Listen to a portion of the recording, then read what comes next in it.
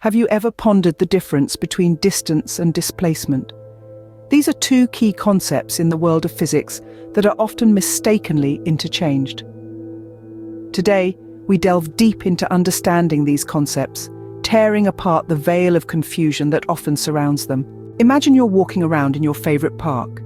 You start at a particular point, wander around, and eventually return to your starting point. Here's where the concepts of distance and displacement come into play. The total ground you've covered during your walk, the entire path you've traversed, is what we call distance. It's the total length of the route you took, regardless of your starting or ending point. It's a scalar quantity, meaning it only has magnitude and no direction. Whether you walked 2 kilometers north, south, east, or west, the distance remains the same, 2 kilometers. Now, let's say you're back at your starting point after that long walk.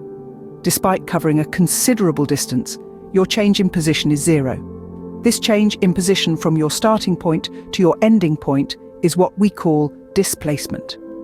Unlike distance, displacement is a vector quantity. It has both magnitude and direction.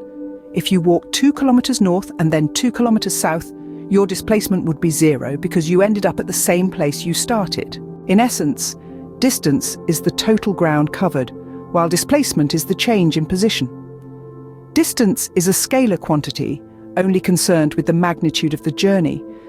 Displacement, on the other hand, is a vector quantity, taking into account both the length and direction of the journey. So, to put it simply, if you were to walk in a perfect circle, your distance would be the circumference of that circle, but your displacement would be 0, as you ended up exactly where you started. In the grand scheme of things, understanding the difference between distance and displacement helps us comprehend the world we live in a little better. It's a fundamental concept in physics that explains how we move and navigate through space. It's an essential tool for scientists, engineers, and anyone else who wants to understand the mechanics of motion. In conclusion, the difference between distance and displacement lies in the details. Distance is the total ground you cover, while displacement is your change in position. One is concerned with the journey, the other with the destination. Remember this the next time you go for a walk in the park, and you'll see your surroundings in a whole new light.